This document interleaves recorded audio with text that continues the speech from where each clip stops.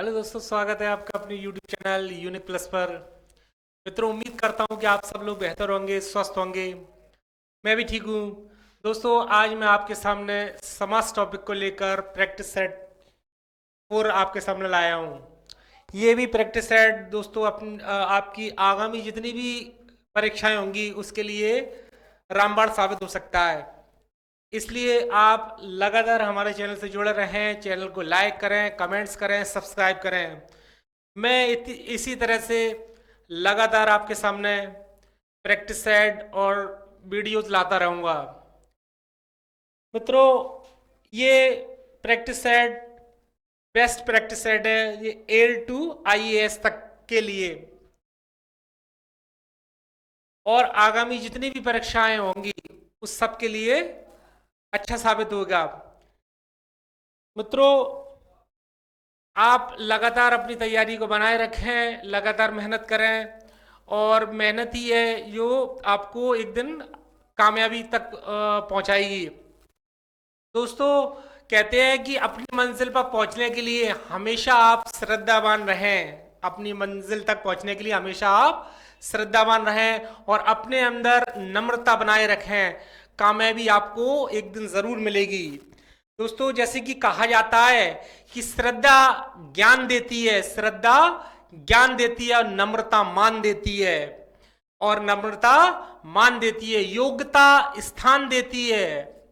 अगर तीनों मिल जाएं, अगर तीनों मिल जाएं तो व्यक्ति को हर जगह सम्मान देती हैं। इसलिए दोस्तों, आप इन तीनों को बनाए रखें और यही आपकी कामयाबी के मूल मंत्र हैं। और लगातार आप मेहनत करते रहिए जिससे कि आपको कामयाबी मिले। तो आज हम आपके प्रैक्टिस सेट 4 के पहले क्वेश्चन पर बात करते हैं।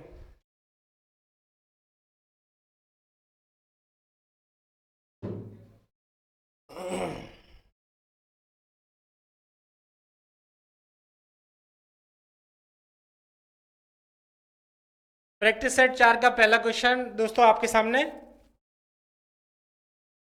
जैसे कि देव जो महान है,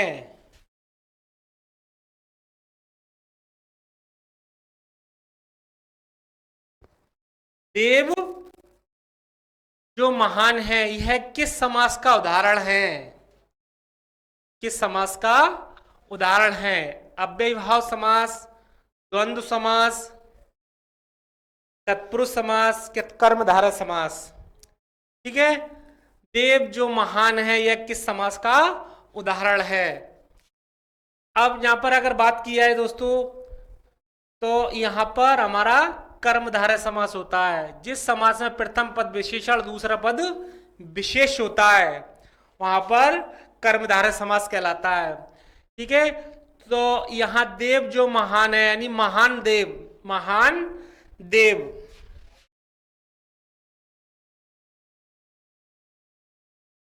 महान देव, मैंने आपको बताया जिस समास में प्रथम पद विशेषण, जिस समास में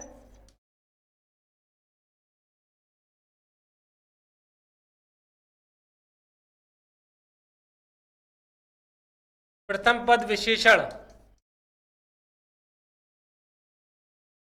और दूसरा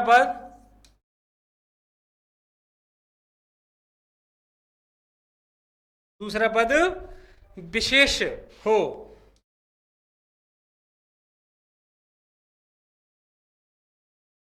संज्ञा हो,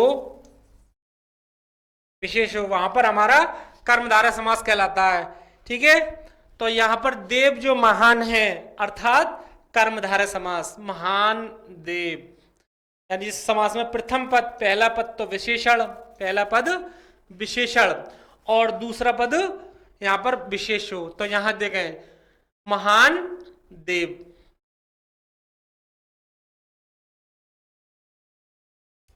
नेक्स्ट क्वेश्चन पर बात करते हैं दोस्तों। क्वेश्चन नंबर 2, किस समास में दोनों पद प्रधान होते हैं? यानी दोनों पद प्रधान होते हैं। तो मैंने आपको बताया था दोस्तों, पिछले भी जितने भी वीडियो मैंने आपको बताए थे इसके, उसमें मैंने डिटेल से आपको समझा दिया गया था। ठीक है, अब यहां पर अगर बात करें हम कि दोनों पद, कौन सा समास होता है जिसके दोनों पद प्रधान होते हैं, तो यहां जो दोस्तों है द्वंद्व समास होता है जिसके दोनों पद प्रधान होते हैं। जिस समस्त पद के दोनों पद प्रधान हो वहां पर द्वंद्व समास होता है। जिस समस्त पद के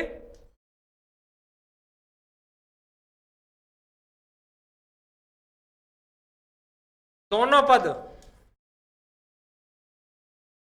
प्रधान हो वहां पर द्वंद्व समास कहलाता है। ठीक है, नेक्स्ट क्वेश्चन पर बात करते हैं। जिसमें कोई पद प्रधान नहीं होता है, यहां पर देखो अब आया जिसमें कोई भी पद प्रधान नहीं होता तथा अन्य अर्थ प्रधान होता है, और दूसरा जो अन्न है वो अर्थ प्रधान होता है, वहां होता है। यानी जिसमें कोई पद प्रधान नहीं होता है तथा अन्य पद यानी दूसरा पद यहां प्रधान होता है, वहां होता है, तो वहां कौन क्या होता है? तो दोस्तों यहां पर बहुव्रीहि समास, द्वंद्व समास, तत्पुरुष समास के अव्ययीभाव समास। तो यहां पर हमारा होता है बहुव्रीहि समास, यानी जिस समस्त पद में कोई पद प्रधान नहीं होता बल्कि दोनों पद मिलकर तीसरे पद की ओर संकेत करते हैं, वहां पर बहुव्रीहि समास कहलाता है।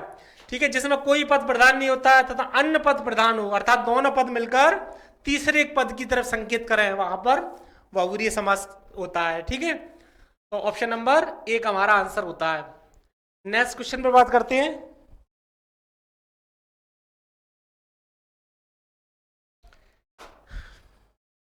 विशेषण और विशेष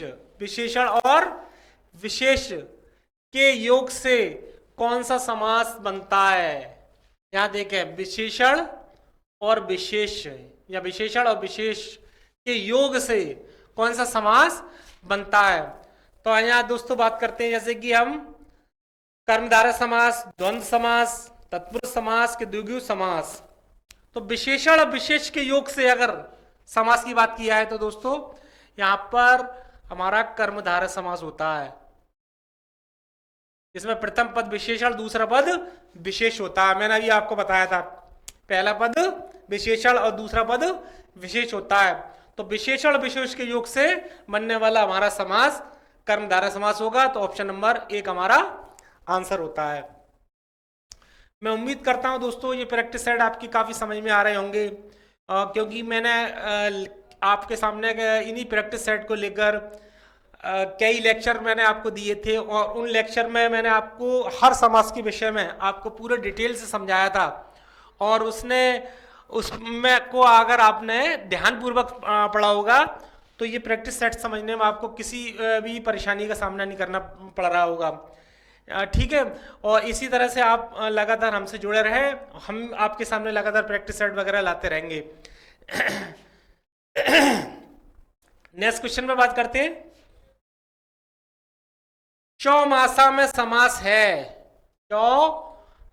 समास है, तो यहां देखें चौ यानी संख्या आ गई कोई।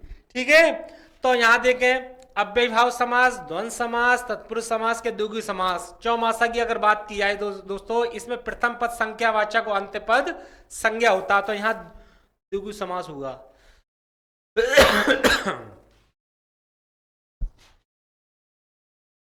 चौराहा, पंचवटी, इस तरह से हमारे जिसमें भी संख्या को बताया जाए वहां पर हमारा द्विगु समास कहलाता है। तो इसमें अगर चौमासा, 4 मासा, ये हो गया चौमासा यानी 4 मासा। तो यहां पर जिसमें प्रथम पद संख्यावाचक और अंतिम पद हमारा संज्ञा हो तो वहां पर द्विगु समास कहलाता है।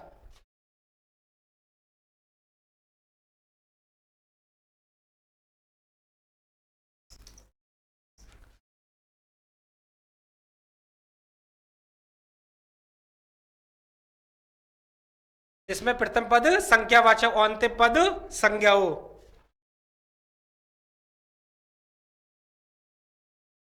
अंतिम पद संज्ञा हो, वहां पर हमारा द्विगु समास कहलाता है। नेक्स्ट क्वेश्चन में बात करते हैं। समास के पदों को अलग करने को क्या कहा जाता है? समास के पदों को अगर हम अलग कर दें तो उसको क्या कहा जाएगा? ठीक है, विच्छेद, बदलाव, विग्रह की विभक्ति। ठीक है, अगर हम दोस्तों विच्छेद की बात की जाए तो संधि विच्छेद ये होते हैं। ठीक है, तो ये हमारा आंसर नहीं होगा। बदलाव ये भी नहीं कहलाता है, और विभक्ति ये भी नहीं है। ये क्वेश्चन को एलिमिनेट करें। आप नेक्स्ट देखें कि समास के पदों को अलग करने को क्या कहा जाता है, तो उसको हम कहते हैं विग्रह। क्या कहते हैं? विग्रह। तो ऑप्शन नंबर 3 हमारा आंसर होता है। नेक्स्ट क्वेश्चन पे बात करते हैं। सरासर में कौन सा समास है? सरासर में कौन सा समास है? अगर यहां सरासर की बात की जाए तो दोस्तों द्वंद्व समास, अव्ययभाव समास, तत्पुरुष समास के कर्मधारय समास। सरासर, आजन्म, यथाशक्ति, इस तरह से दोस्तों इसमें हमारा अव्ययभाव समास होगा। अव्ययभाव, ठीक है, प्रथम पद प्रधान और अव्यय होता है इसमें प्रथम पद प्रधान, इसमें प्रथम पद प्रधान और अव्यय होता है।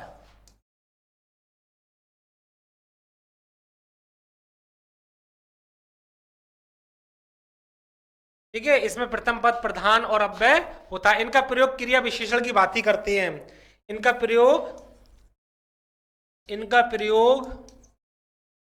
क्रिया विशेषण की बात ही करते हैं, की भांति करते हैं।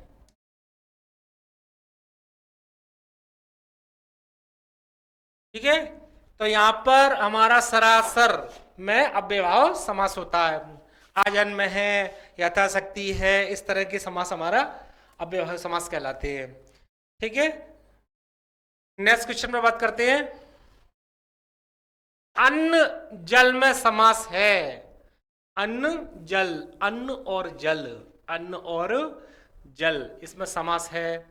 तो दोस्तों इसमें द्वंद्व समास, अव्ययभाव समास, तत्पुरुष समास के कर्मधारय समास। तो यहां पर हमारा अन्न और जल यानी द्वंद्व समास होता है या द्वंद्व समास। इसमें दोनों पद की प्रधानता एक समान होती है और इसका अर्थ जोड़ा होता है। द्वंद्व समास का अर्थ, इसका मतलब होता है जोड़ा, जोड़ा। और दोनों पद की, इसमें दोनों पद की प्रधानता एक समान होती है। इसमें दोनों पद की प्रधानता एक समान होती है।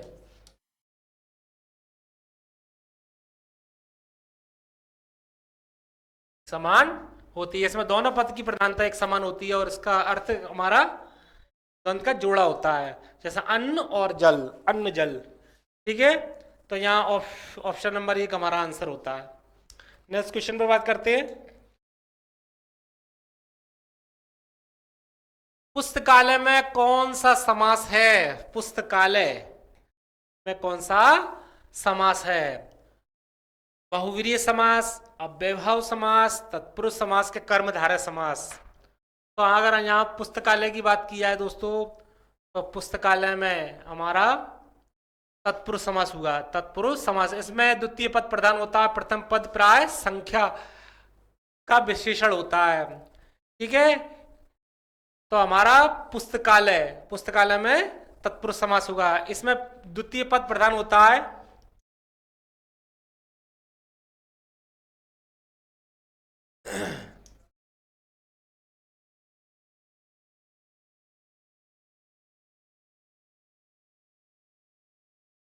ठीक है, इसमें द्वितीय पद प्रधान होता है और प्रथम पद प्राय संज्ञा का विशेषण होता है। और प्रथम पद प्राय संज्ञा का विशेषण होता है,